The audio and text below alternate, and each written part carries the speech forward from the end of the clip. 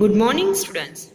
Students, in previous module, we have discussed about transfer of charge, God-leaf electroscope. God-leaf electroscope means an electroscope that is an instrument used for detecting electric charge and its nature on an object. Next one, we have discussed about earthing.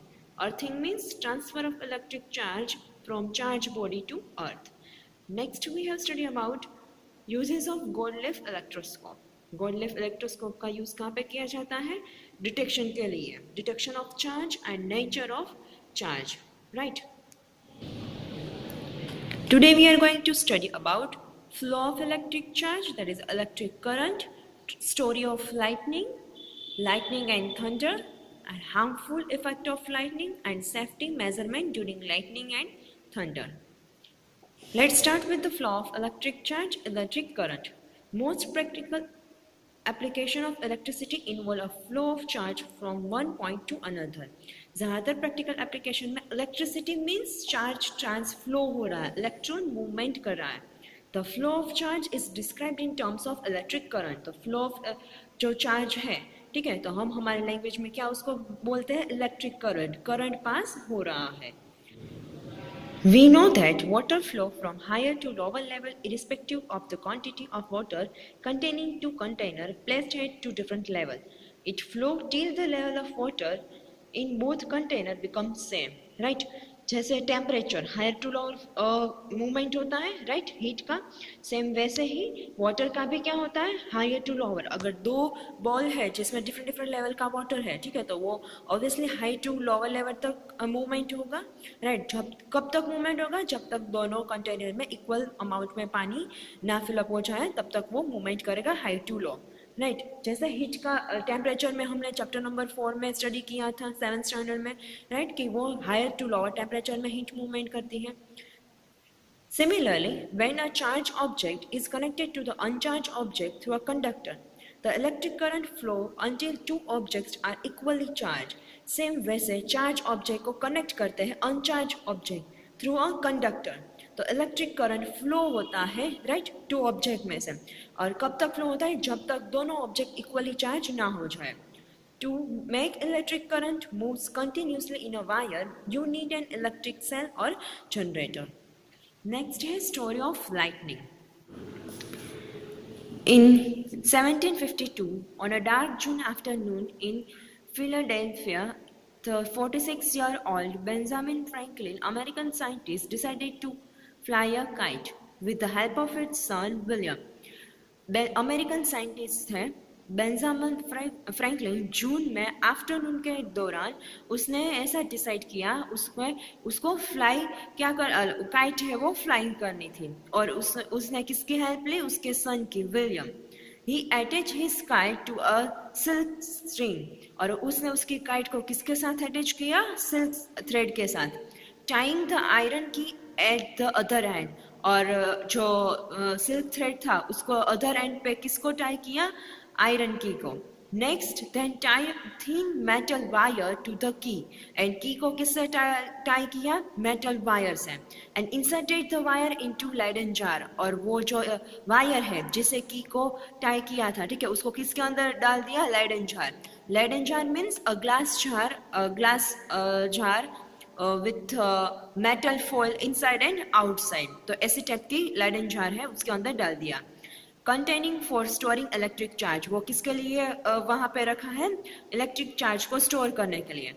Finally, as the sky darkened, the thunderstorm approached. फिर finally क्या होगा? Sky पूरा dark होगा, thunderstorm start हो गया. They attach the silk ribbon to the key. ठीक है, तो उसने काइट के साथ कौन सी रिबन? सिल्क थ्रेड लगाया था, और सिल्क थ्रेड को की के साथ अटैच किया था, और की को किसके अंदर इंसर्ट कर दिया? लेडन जार के अंदर. Holding on the kite by silk ribbon, Benjamin flew the kite, and once it was aloft. Aloft means flying, situated in air or overheaded. ठीक है. He went into a barn. Barn means large shaded area होता है, उसको barn बोला जाता है. So that he would not wait not get wetted. Benjamin Franklin ने क्या किया, काइट फ्लाई करना स्टार्ट किया. वो अलोफ्ट था, मीन्स वहाँ पे एयर में जब वो काइट फ्लाई कर रहा था, फ्लाइंग कर रहा तो वो अलोफ्ट था, means situated in air, overheaded air के ऑलमोस्ट पास था. फिर ही वेंट टू अ बेंड, जैसे लाइटनिंग एंड थंडर स्टार्ट हो गया, ठीक है, तो वो सेडेड एरिया में चला गया जिससे वो वेट ना हो जाए. When a storm cloud pass over Franklin kite, जैसे storm cloud है वो उसकी kite ऊपर से pass होने लगे, the negative charge in cloud leaked on his kite and his kite string, his key and the Leyden jar attached to key by thin metal wire. फिर क्या हुआ, जैसे क्लाउड्स उसकी काइट के ऊपर से पास होने लगे तो उसमें से नेगेटिव चार्ज लीक्ड होके उसके काइट से कहाँ पे, रिबिन में गए, मीन सिल्क थ्रेड में, सिल्क थ्रेड से पास होके की में गए, की से पास होकर लेडन जार में गए, राइट, और through the metal wire. Franklin however was unaffected by electric charge, but Franklin को कुछ नहीं हुआ because he was holding a silk ribbon that insulated him from charge on a key. उसने कौन सा रिबिन है, कौन सा जो थ्रेड है वो होल्ड करके रखा था, सिल्क थ्रेड, राइट. तो वो इंसुलेटेड थे, मीन्स उसको कुछ नहीं हुआ, वो इंसुलेटेड है, वो इलेक्ट्रिसिटी को पास नहीं करता है, राइट. हमें पता है कि वो बैड कंडक्टर है, राइट. इसीलिए उसने जो यहाँ पे की रखी थी फिर भी उसको कुछ नहीं हुआ बिकॉज उसने कौन सा थ्रेड होल्ड करके रखा था, silk thread.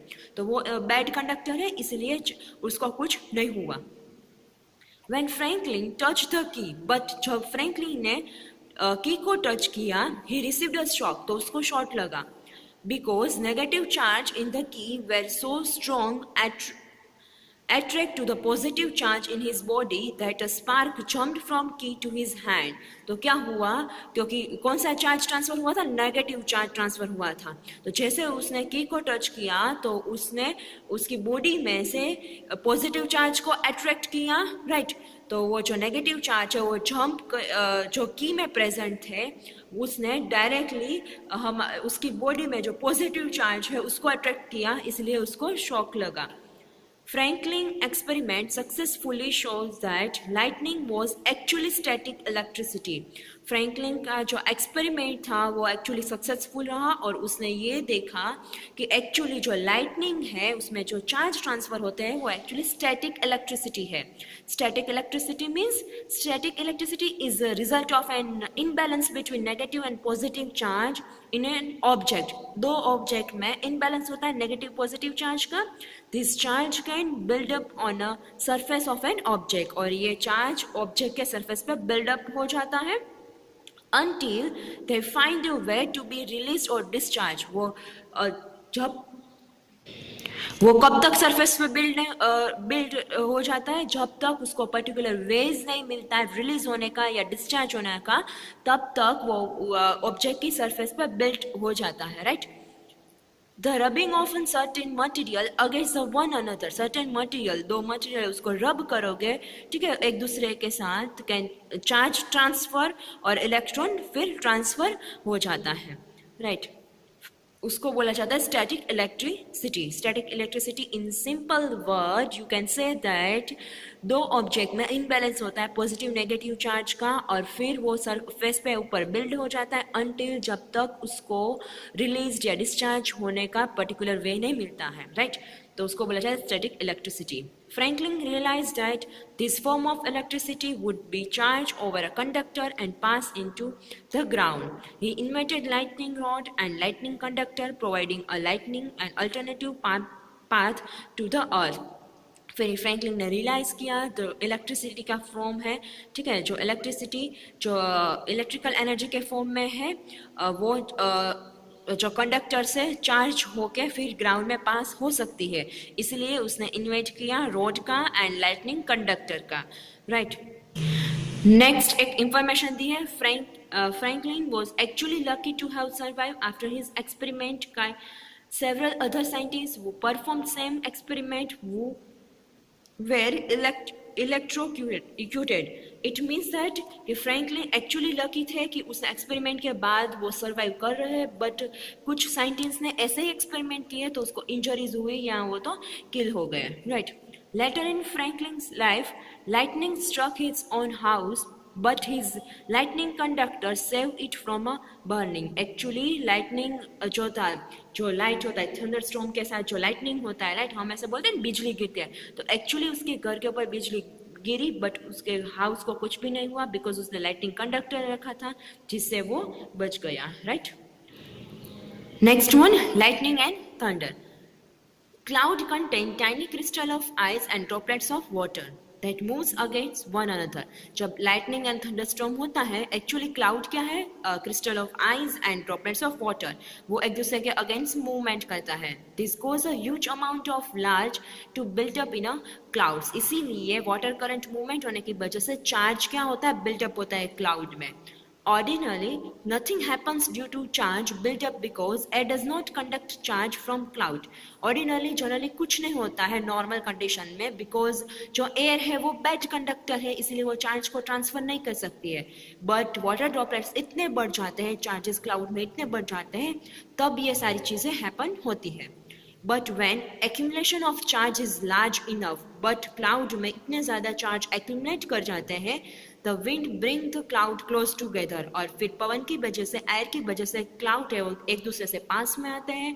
The insulation of air breaks and air जो insulation का काम कर रहा था, bad conductor का काम कर रहा था, तो वो break हो जाएगा and charge jump करेंगे one cloud में से दूसरे cloud में through the air. The passage of electric current in air due to the movement of electric charge is called electric discharge. फिर एक पूरा path बनता है electric current को move करने के लिए, right, through the air, right. तो एक जो path बनता है उसको बोला जाता है electric discharge, जहाँ से electric current move करेगा, right. The sudden rush of electric charge hit up the air to about 30,000 degrees Celsius, producing a bright glow of light. During this process, a huge amount of energy is released in a form of light and heat. फिर क्या होता है, जो sudden rush होता है electric charge का जिसकी वजह से एयर हीट हो जाती है. वो कितना हीट होती है? अबाउट 30,000 डिग्री सेल्सियस इतना हीट हो जाती है जिसकी वजह से एक लाइटनिंग ब्राइट लाइट का ग्लो होने लगता है और इस प्रोसेस में huge amount of heat and light release होती है. Due to heat produce at the time of lightning, lightning के दौरान हीट प्रोड्यूस होती है जिससे एयर हीट अप हो जाती है एंड एयर सडनली एक्सपांड हो जाती है. This rapid expansion of air send the disturbance in the form of vibration through the air producing a loud sound. ये rapid expansion होता है air का, right, heat होने की वजह से जिसकी वजह से disturbance हो जाता है और वो किसकी कौन से form में होता है disturbance? वो vibration के form में होता है air में disturbance जिसकी वजह से loud sound सुनाई देता है during lightning. This loud sound produced during lightning that is called thunder. और lightning के दौरान जो loud sound produce होता है उसको बोला जाता है thunder. A rapid flow of electric charge through air between two oppositely charged clouds seen as an intense spark of electricity in a sky that is lightning. अब lightning क्या है? Rapid flow होता है इलेक्ट्रिक चार्ज का through the air between two opposite charge cloud जिसकी वजह से एक स्पार्क के फॉर्म, इलेक्ट्रिसिटी एक स्पार्क के फॉर्म में दिखाई देता है स्काई में जिसको लाइटनिंग बोला जाता है. It is lightning we see and thunder we hear during thunderstorm. और लाइटनिंग हमें स्काई में दिखाई देता है एंड थंडर हमें सुनाई देता है, राइट, ड्यूरिंग द थंडरस्टॉर्म. देखो आपको यहाँ पे फिगर में दिखा है दो क्लाउड्स है, एक पॉजिटिव वाला और एक नेगेटिव वाला, वो एक दूसरे को अट्रैक्ट करेगा एंड एयर का इंसुलेशन ब्रेक हो जाएगा एंड एयर हीट अप हो जाएगी. Next, an electric discharge or lightning can occur not only between two clouds but also between a charged cloud and tall object on the earth. Electric discharge और lightning सिर्फ दोनों cloud के बीच में नहीं but cloud and earth या cloud and tall buildings के बीच में भी ट्रांसफर हो सकते हैं electric charge. कैसे? A cloud has a negative charge concentrated at the base and positive charge concentrated at the upper region. Cloud में negative charge है वो lower level पे base पे concentrate होते हैं and जो positive charge है वो upper layer में concentrate होते हैं. When charge cloud pass over a building, ये कब होता है? जब कोई भी cloud जो charge cloud है वो tall building के ऊपर से pass करेगा या tall tree के ऊपर से pass करेगा, it induce opposite charge, वो opposite charge को attract करेगा. The negative charge at the base of cloud pull the positive charge. Negative charge जो base पे है वो attract करेगा positive charge को tall building में से, right? a positive charge induced on the tall buildings upward at the tremendous speed, right तो एक पूरा पाथ बन जाएगा जब वो पॉजिटिव चार्ज को जो टॉल बिल्डिंग में से इंड्यूस करेंगे, अट्रैक्ट करेंगे तो, और वो इतनी स्पीड से अट्रैक्ट करेंगे. As soon as negative and positive charge connect, the continuous path is formed. जैसे नेगेटिव एंड पॉजिटिव चार्ज दोनों कनेक्ट हो जाएगा तो कंटिन्यूस एक पाथ बनेगा.